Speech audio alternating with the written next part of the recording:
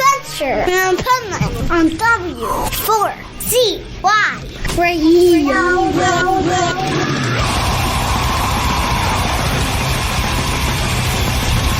This is Pipeman here on the Adventures Pipeman W4CY Radio, and I'm here with... You're here with Regicide. Oh, yes. Nice.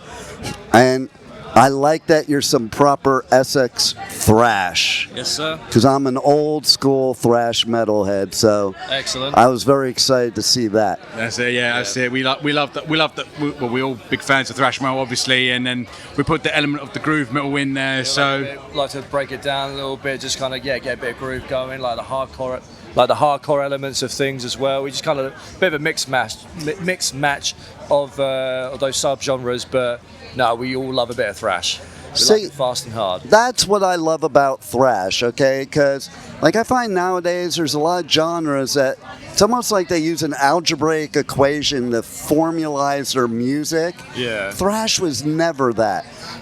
You take the big four of thrash, they did not sound the same at all, and they all had these different influences to them. Oh, absolutely. And that's what makes you unique and stand out, and that's the way you should be. I think the problem is a lot of new bands, they try and do things that they would see as unique, but if so many people do the exact same thing, it just loses that uniqueness. Exactly. You need to find your own sound, but I don't know. It's more in the attitude than trying bringing those different elements in, you know? Yeah. Thrash is quite diverse in some way. That's what I think of it. You look at how thrash was in the 80s and how it's evolved from the 90s, for example, Slayer are completely different to Municipal Waste. Yeah, absolutely. 100%. But then we throw in the influence of, say, Pantera, and then, say, Machine Head as well, which has those, the Lamb of God, that have the thrash influence. But with the great thing about thrash metal, any type of metal really, it evolves through age. Yes. Well, you talk about evolving, Machine Head's a perfect example, because Rob started Forbidden, he started Violence. Yes, right. Yes, yeah. And then he transformed and evolved into Machine Head. Yeah. And that's what it's about. And I was at Slayer's first show ever, Metallica's first show ever. Really? Yeah. They weren't the same band. Metallica was considered power metal at the beginning. Yeah. And so you take Slayer, Lombardo was a punk, Hanneman was a punk, Kerry King was a metalhead, and Tom didn't even know what metal was. and the most iconic thrash metal band ever had all those influences, so you couldn't really label them. You couldn't label them.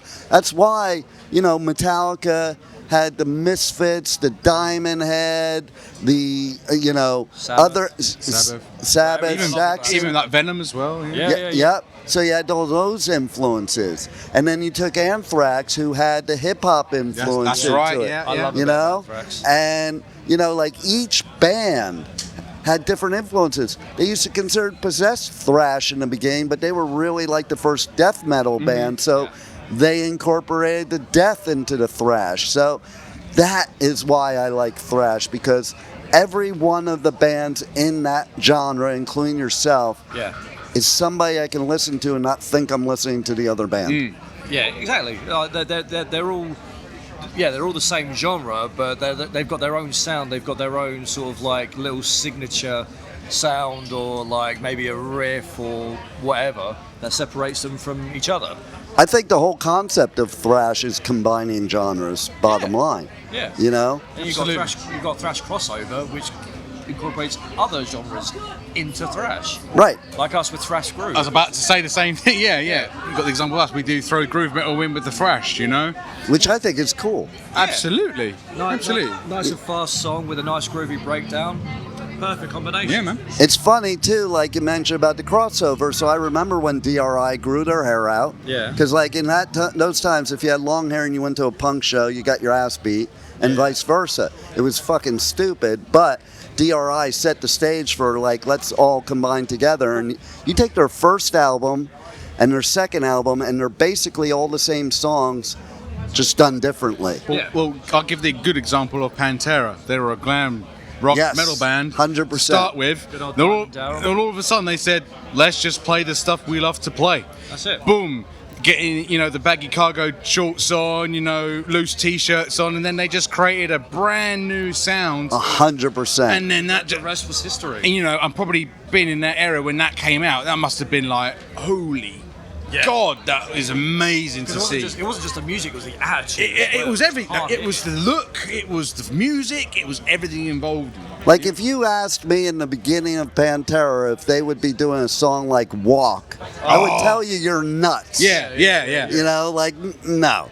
But like you said, doing what you love. And we all transform as metalheads, even as listeners. Like, back when I was a teenager, before Metallica started, before Slayer started, all we really had was stuff like Priest, Maiden, Scorpions, things like that. Yes. So and then even before that, like my foundation was my older brothers and listening to like the 60s stuff.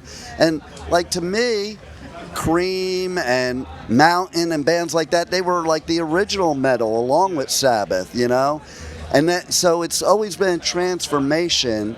And that's true of all of us. Like, we didn't just wake up and like start listening to Slayer. I mean, my first introduction to any kind of rock music with bands like Meatloaf, Bryan Adams, and Alice Cooper, things like that, which would now be considered just like classic rock. Absolutely. Yeah.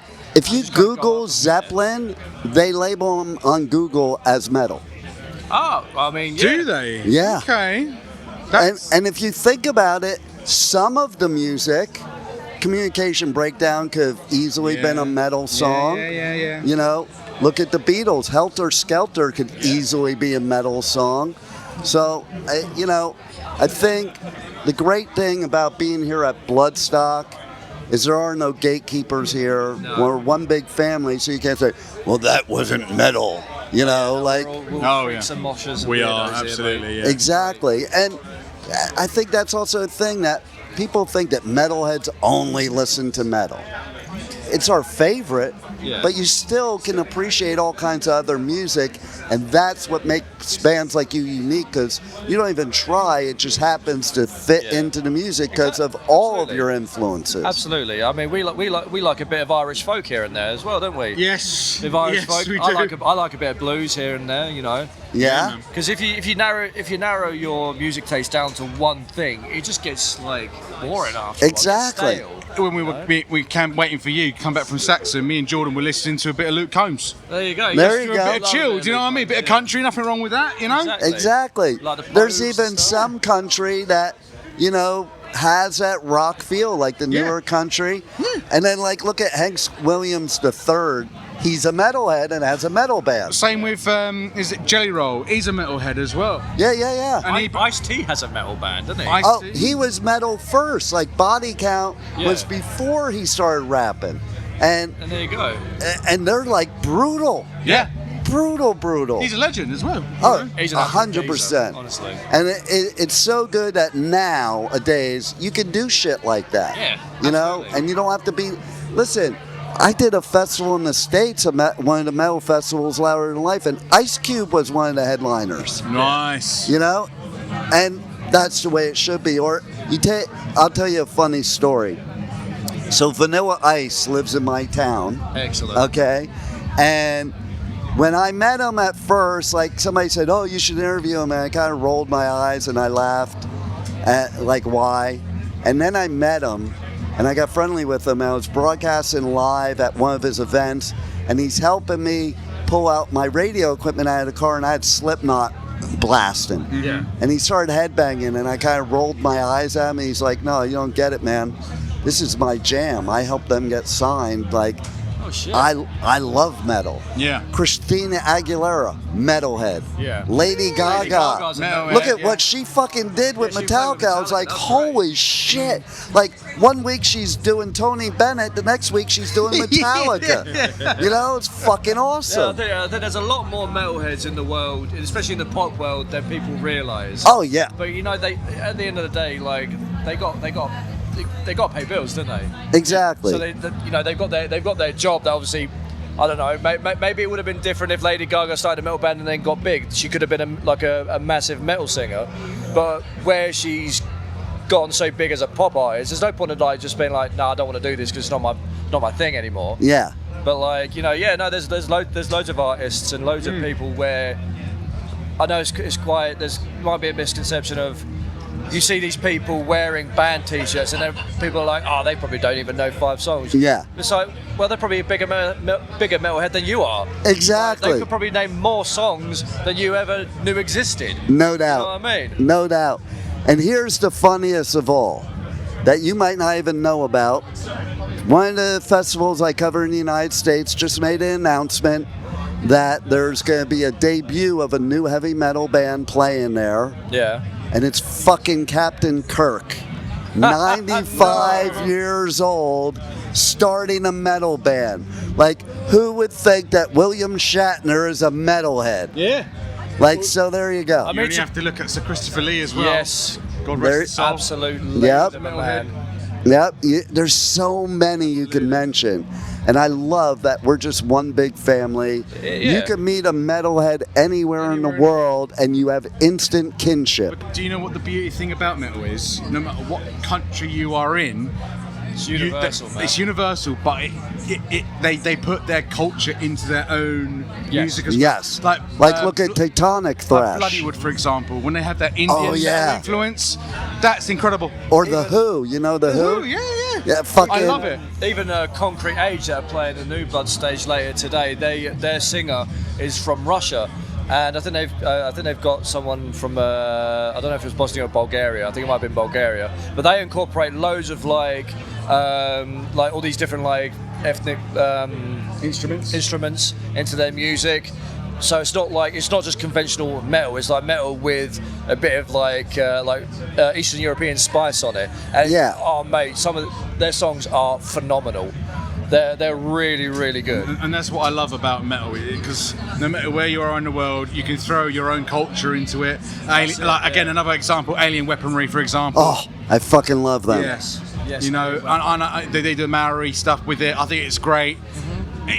Again, it's so diverse. It's the world uniter. Absolutely. Like, if we would just have one big metal festival for the whole world and no political leaders, we would fucking all get along. That would be world peace. Absolutely. Exactly. Yeah, you see someone in a Maiden shirt and you're in, say, like, you always do Costa Rica. It's a nod of you know you've got that connection somewhere. It's funny you mention that, because I go to Costa Rica all the time because I surf. There's a huge underground metal scene Absolutely, there. And you wouldn't think of that. No, I know. But you're right. But Central South America, man, they're nuts. They're nuts for metal. Oh, fucking Colombia. Oh my God. And then Brazil. Forget about it. Rock for Rio. Woo, mate. Exactly. That'd be the dream. Exactly. Well, you'll make it there. But for now, you're at the dream of Bloodstock. Absolutely. It's the start, man. That's badass, because I do a lot of festivals. This is one of my favorites, because we're a big family here. We were saying in a previous interview, you know, like as a kid, like teenager, when you start listening to metal, your dream is to play a major festival, something like this, and you know, you come to one of these festivals and you're like, I want to be that one day. Exactly, and now we've and here you are, and we've done it, and it's amazing. You know, it's a great memory. I can tell, you know, my grandchildren or whatever. It's fantastic. What's even better is I bring my grandchildren to these festivals. Awesome. They help me with interviews. I bring them in the pit. Are they here? Not here, but in the States. Oh, okay. Right. I'm not paying for their flight over here. Put them in cargo, they'll be fine. But you know, like even yesterday, Heavy Saurus. Yeah. And all the dinosaurs in the pit and the kids. That was the best shit ever. Fucking evil scarecrow. Yeah. That was fun as shit. Like, that's the message of metal throughout the world. Yeah, man. The great uniter, the great therapy. And I'm so happy you're here at Bloodstock it's a pleasure. to be a part of that. And thanks for being on the Adventures of Pipeman. Thank you so much, mate. I appreciate it. Thank you for listening to the Adventures of Pipeman on W4CY Radio.